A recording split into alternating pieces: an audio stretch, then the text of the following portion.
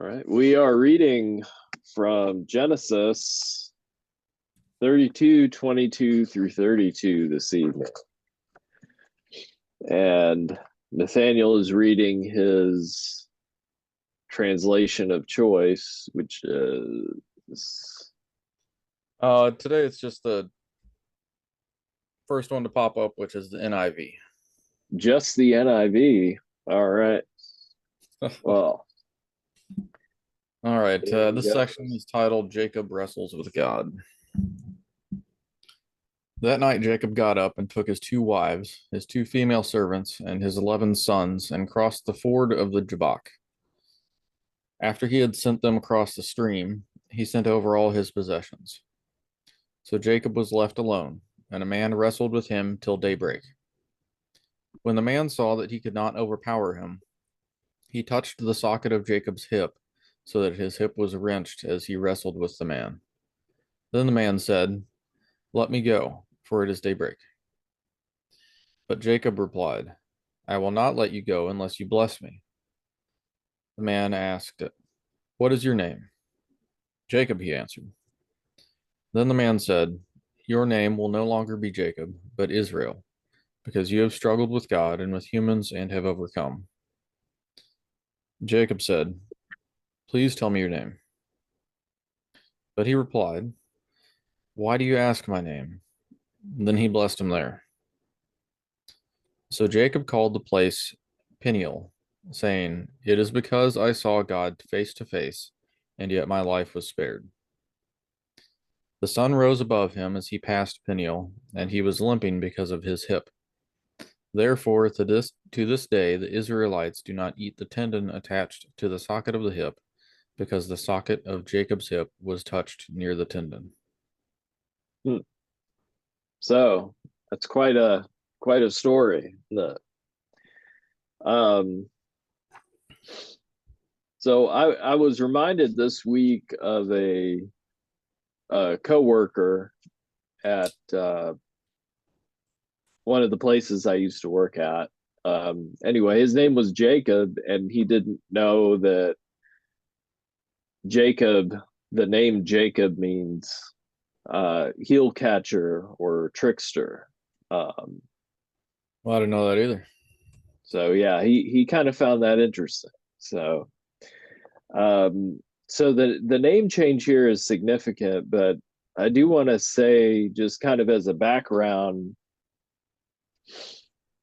Jacob is returning home, and he's preparing to meet his brother Esau, who he strongly believes is going to try to kill him.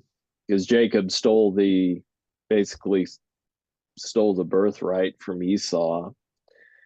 There's a whole story with that, but so his brother Esau the next day is coming to meet him with 400 men. So we know that, and Jacob is traveling with basically everything he had, his family and his livestock and the people that worked for him. They were 11 all sons. traveling in a big caravan. What's that? And 11 sons, apparently. Yeah, yeah. So, so oddly enough, he sends them all in front. He sends them all in front of him, and this is kind of part of the plan that he has. But he's left all alone, and that could be that could be intentional. I mean, there's a lot that happens before this, but of course, the weird thing about this passage is the wrestling match and the fact that God comes in human form and wrestles with Jacob. Um, Now, if you look at Jacob's life, his life was one up until this point that was spent. He was wrestling basically with circumstances and people, and he was always trying to outmaneuver his brother, and then his what would that be, his cousin or his nephew, or not his nephew, his the father of his, or the brother, yeah, the father of his wives. Anyway, in the land that he was staying in because he was afraid of his brother Esau. But now he's coming back, and I just wonder. I guess the first question is, why this kind of interaction? Why did God choose to interact with Jacob in this way? Um, because wrestling is, I don't know, it's just always like, this has just always been one of those stories that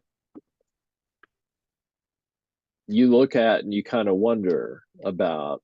Um, and perhaps it was the only way to Well, reach this what you're individual. wondering about it? Are you saying like, is it meant to be taken literally or figuratively, or are you saying what's the purpose of it? And working under the assumption that we are taking it literally. Well, I take it literally, but I also see that there's like symbolic value in this wrestling. Um, because he's the only guy that in the Bible that this happens to. And obviously, God could win this wrestling match. And I guess he kind of does.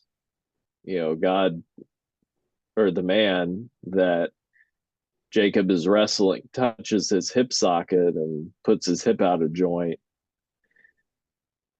And I would think it would take some skill to wrestle somebody all night and not win, you know. Like, you would have to be incredibly Um, evenly matched, or I mean, they it's must have, almost like, that's my primary qualm with taking this literally, is that there's no human on earth that can wrestle all night. Well, It's I disagree with that. You know, if you were engaged in, if you were engaged with uh, another individual in some kind of struggle, you could, you could, uh, you could fight all night, nah, as you uh, I that would be so stimulating. I mean, you've stayed up all night. You have done strenuous things all night. but that's not So, the same as wrestling somebody. well, I no, I'll grant you it's not the same as wrestling someone, but I think that you could, I I mean, think you could do hmm, that if you were put in that spot. perhaps he was given the ability to wrestle all night. That Uh, could be. yeah. uh, he had he had the power to wrestle all night. Uh, uh, yeah, he had to stay awake and he had to have strength to not stop. Uh, uh, and obviously, God could have won if he wanted to. Uh, Well, but why what? did he wrench his hip then? Excuse me. Why did he do the hip wrenching? Because he wanted Jacob to know that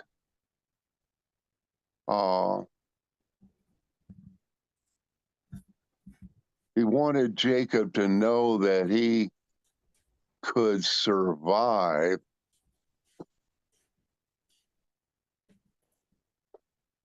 and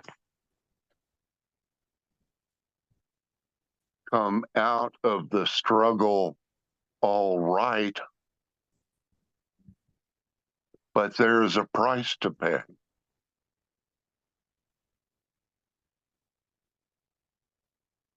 I could also see it as some sort of a sign that, I could have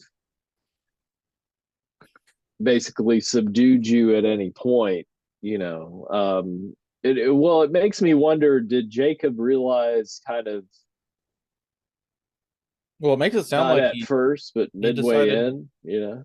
the way this translation is written,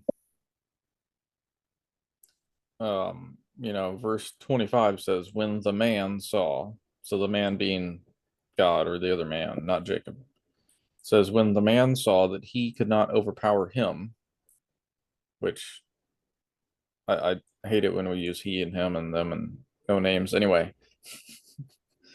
that's just me. I hate it when people talk like that because it creates confusion.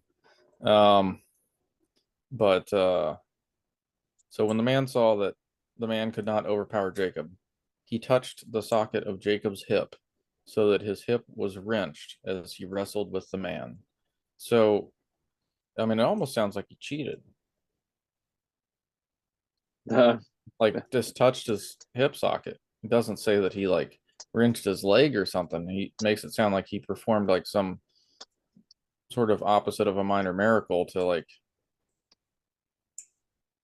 you just touched him on the hip and like broke him because he couldn't win, which is odd thing to say, Yeah, but it that does is seem like literally what that. this translation seems to say. Well, the complete Jewish Bible says that some man wrestled with him till daybreak. Mhm. When he saw that he did not defeat Jacob, he struck Jacob's hip socket so that his hip was dislocated while wrestling with him. The man said, "Let me go because it is daybreak." But Jacob replied, "I won't let you go unless you bless me." So even though he disabled Jacob, he didn't let him go. Yeah. And then the man asked, "What is your name?" And he answered, "Jacob." Then the man said, "From now on, you will no longer be called Jacob, but Israel, because you have shown your strength to both God and men and have prevailed." Jacob asked him, "Please tell me your name." But he answered, "Why are you asking my name?" and blessed him there.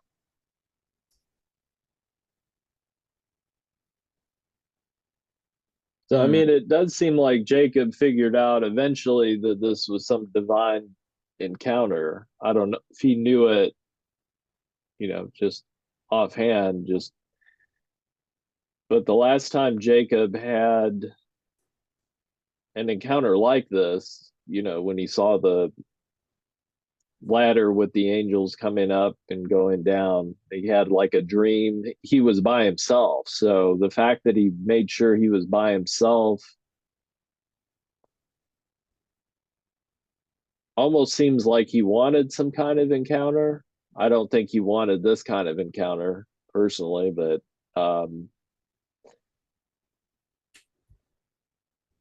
you know, um, it's interesting that this happened, that the man wrestled with Jacob, but also that God allowed Jacob to wrestle up into a point, like Jacob was going to continue this through daybreak, but it's almost like you kind of reach a point where, like God allows us to wrestle with God, in our with our questions, with our prayers, and um but it's almost like there is a certain point where, not saying our hip's going to get thrown out of the socket or something like that, but there is a I think the crucial line is that, Jacob said, I won't let you go until you bless me. um Well, so that's we see instances similar to this. We see references to this sort of thing in the New Testament when we are told to persevere. Yeah. We are told to hang on and run the race. Uh, um, we are told to hang on, to continue and fight the good fight. And this is what Jacob essentially was doing. He was Now, he was fighting the good fight, and he wasn't going to let go. And he said, "Well, I'm not going to let go until you bless me." And God blessed him. now this is an example of a good kind of perseverance, because he's pursuing God's blessing. But there are examples in his life of him persevering against people, but not in the, almost like he's trying to use his own cleverness to. I mean, we do see a transformation in his life up until now, that he was always trying to kind of outwit people and The con man. a con man, yeah. And then what was it that Jesus said to Saul when he, don't kick against the goads? There is a kind of perseverance where you're just hurting yourself, Yeah. basically, and you're trying to rely on your own power and your own cleverness, and you're just hurting yourself. But then there's a good kind of perseverance where you're seeking to persevere in your relationship with God and in following, Well, I think following the path. there is a similarity to draw between life and this situation, as far as like um as far as persevering, uh like I guess for you to persevere at some things, or especially difficult things, it might mean continuing past when it would be strictly logical to continue. Like, kind of logic would say, okay, well, you know, the other dude messed up his hip, he should probably give up. Um, but he didn't. And then only after he made that decision to continue uh, past when it would be, when most people would give up, did he receive the opportunity for a blessing uh, or the reward that he might have sought. that's interesting. Yeah.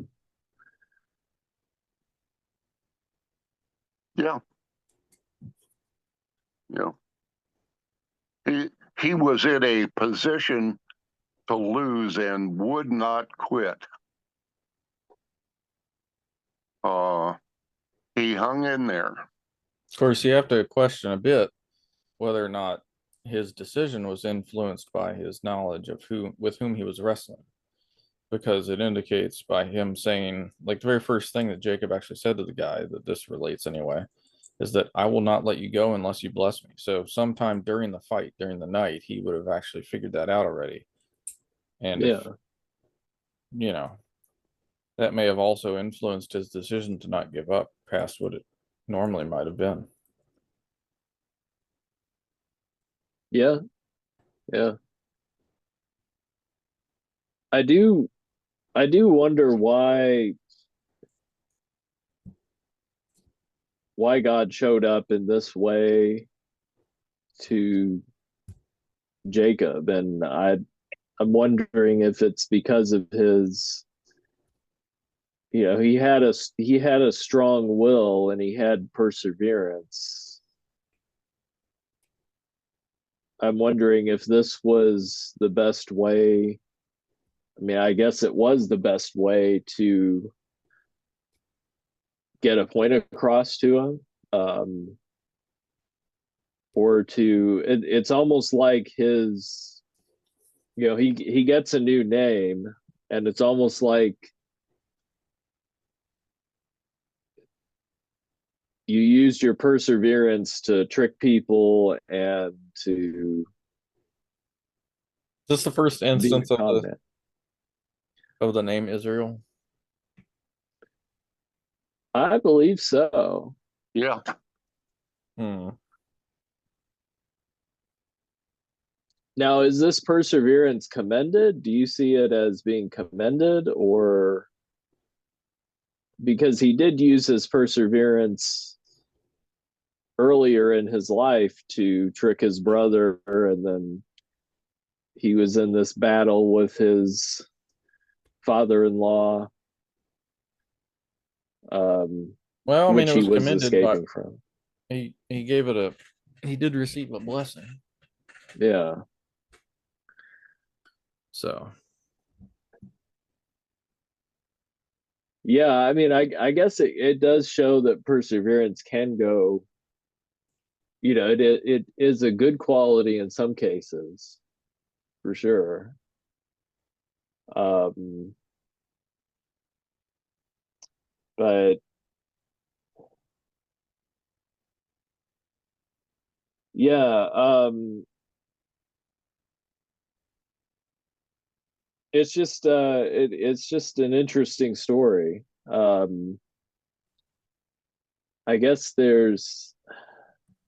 I know I had something else for this. Well, he, he was he was there with God and he was hanging on. He knew he was with God and he was hanging on until God would bless him. And I think, that's at this stage in the relationship of people with God, I think that was important for this family's growth, that uh, uh, that the family would have a patriarch that would illustrate uh, great tenacity. Uh, and he did that. He had the persistence to hang on in this trial. He hung on with God until God blessed him. And that was significant in the growth of the family. hmm. And I'm kind of reminded of Paul in the New Testament in a way. Well, and others like, that have a strong will, like Peter the disciple. But Paul was very, and he also had a name change. Paul was Saul before, and when he was Saul, he was very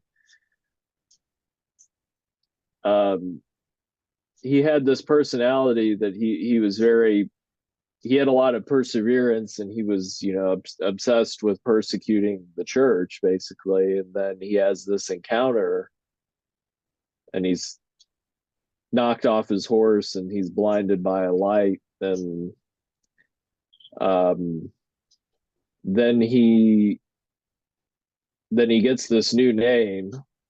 He becomes Paul, but he uses that same he still has that same perseverance and that same dedication to his, you know, to his beliefs and his calling, that he becomes extremely, well, I mean, he travels all over the Mediterranean and writes letters, and those, some of those letters are in the Bible. But I'm just kind of reminded of that story in the New Testament from the story of Jacob. Even though they were completely different, they were different people for sure. I mean, We see a variety of illustrations of persistence in people in their relationships with God.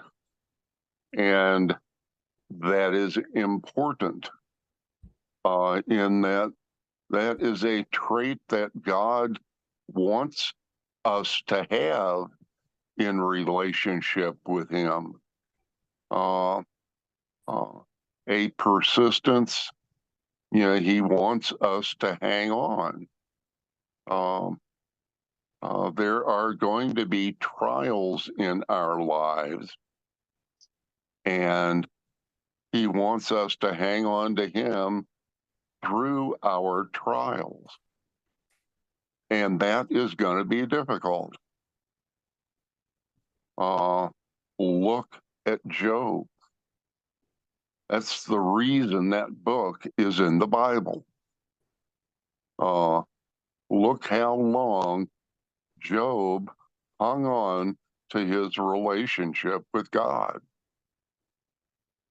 It was vitally important. He never let go. Well, in this story, well, I noticed that how I mean, I see what you're saying there. On another note, I noticed that you know, each time God appears in these, it seems like it kind of moves the story along, serves a purpose to move the story along. The reason I I can see that. Yeah. felt necessary to make that observation is because what is how's it moving the story along here? Is it the naming of Israel and the explanation of that tradition? What's the main purpose of this? Even if we're not trying to take the main meaning necessarily. Well, he is about to uh, he is about to confront his brother, or, you know, is the next day he's going to meet his brother, and he doesn't know, you know, what's going to happen with that. I do kind of wonder if it's some sort of reassurance that, you know, he's a new person. And the interaction with his brother goes well. His brother, you know, doesn't try to kill him. But he does end up tricking his brother again after this. But it does seem like there's some sort of statement being made by God to Jacob in this, I guess you could say, transformation, you know, where he gets a new name. And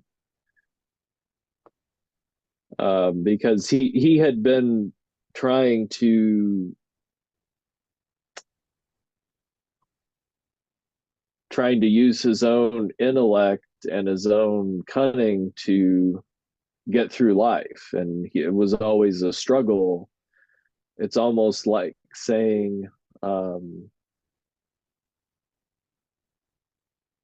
but it is commending that perseverance in a sense, but almost like saying, well, with this new name, you're a new person, and you're not, you're going to do things differently. That's It's a radical change. God is wanting to illustrate his life is going to have a radical change with this change in name. You have to remember that the Jews believe that your name illustrates your character.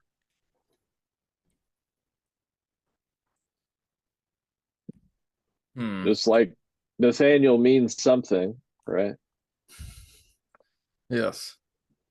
I think it means something. Yes. Yes. Gift from God. Yes. Ah, there we go.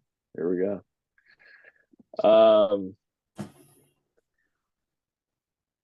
Well, I could go into there's something very personal and physical, obviously, about wrestling. Who was he wrestling? Some people believe it was the pre-incarnate Jesus, God appearing as a man in the Old Testament that we've kind of mentioned before, but Again, I don't know if that's important, but why does the man seem to be not omniscient? He asks Jacob his name. What was that? Why does the other man not seem to be omniscient if he is meant to be God? He doesn't know Jacob's name. He asks him his name. Well, that could be a way to, just kind of like how when we were talking about when God asked Abraham, "Where's your wife Sarah?" And says, then God says, "She's going to have a kid in a year." It could be drawing attention to his name rather than just say like, "Your name's Jacob, it's now going to be Israel." It could be some sort of conversational,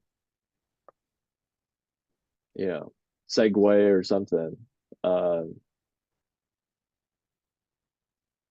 he wants Jacob to think about the meaning of his name. He wants Jacob to think about who he is, which is why he asks him about his name. And then he changes his name. He is causing him to he wants to illustrate that he is changing his character. Israel means a man who sees God. So he goes from this trickster to a man who sees God. And he wants Jacob to understand the difference in character that means. He wants him to think about it. He wants him to realize the difference in the person he is becoming from this struggle that he has been through this night, and what this whole wrestling event has been about.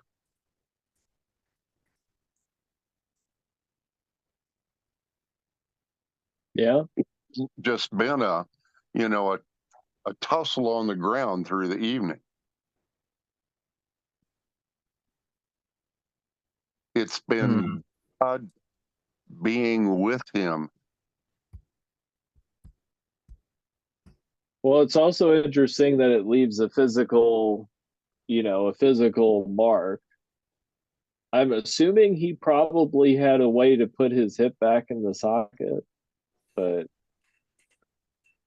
Well, if he No, was said he walking at was all, he'd put limping his hip back in the afterwards. socket. he was crippled the rest of his life.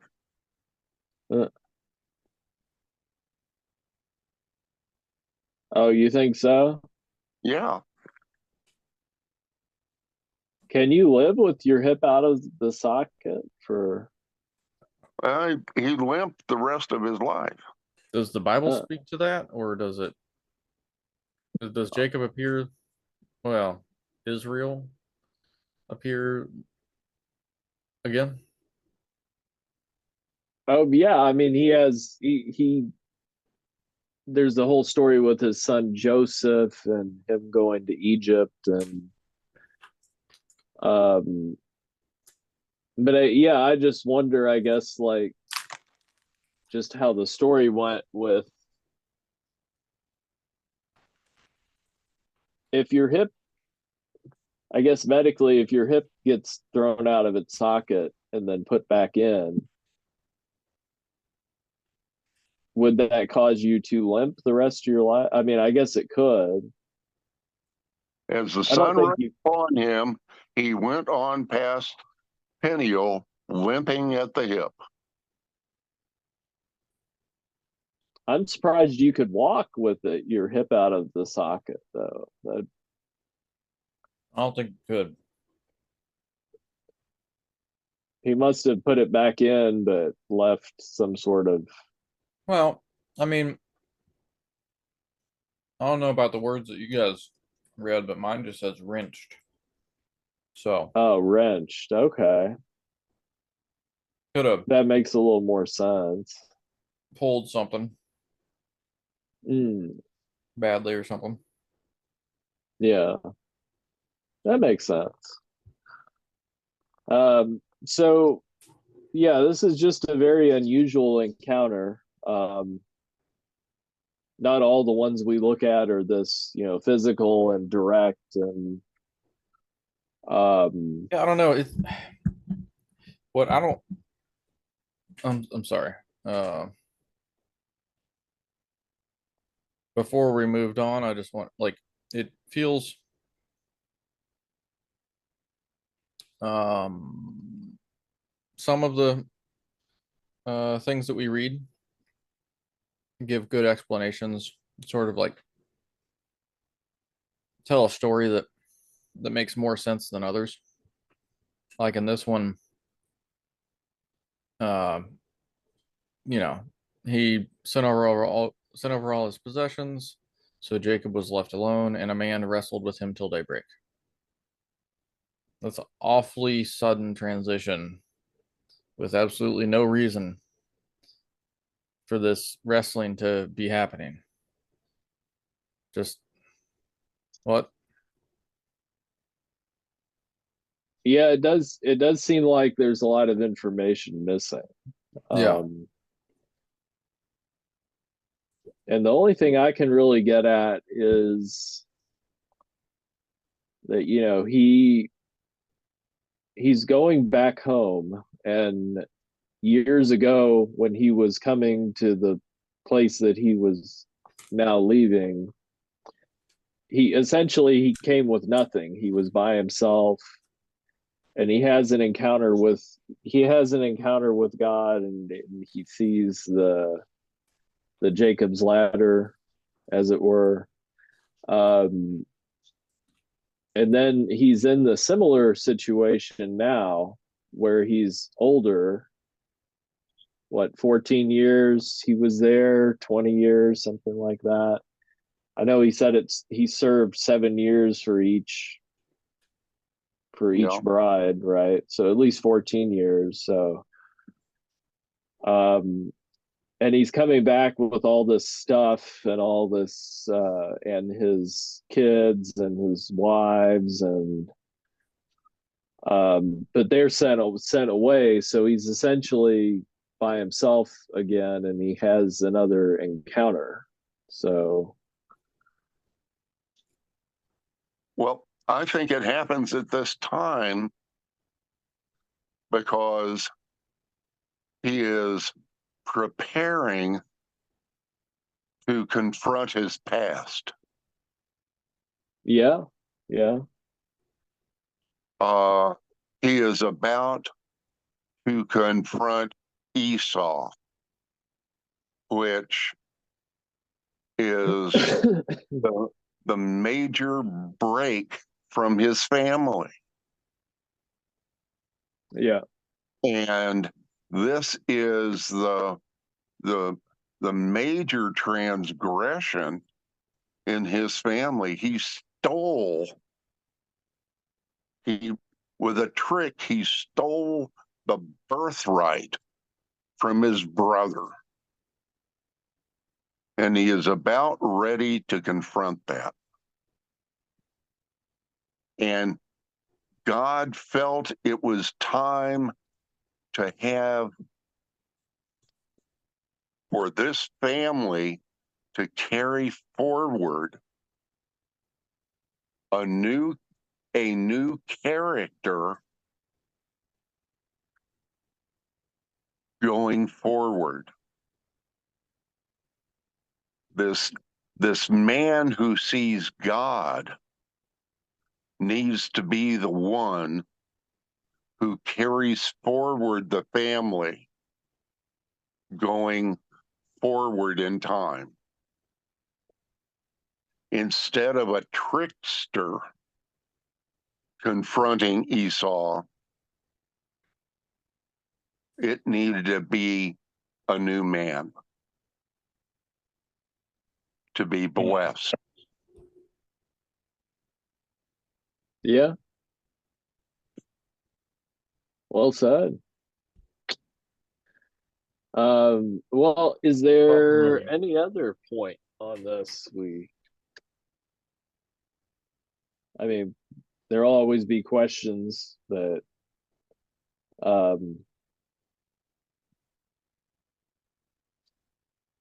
I don't know exactly what we'll be looking at next time, but I have a hunch it'll still be in Genesis. But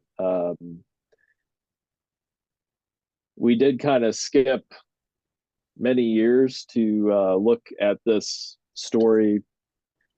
Again, we're kind of sticking with this theme, so I will let you know what we are looking at next time. So, trying to go at least in chronological order here. Sounds good. So Absolutely. well, thank you for the discussion and whoever is listening as well. And we will see you next time.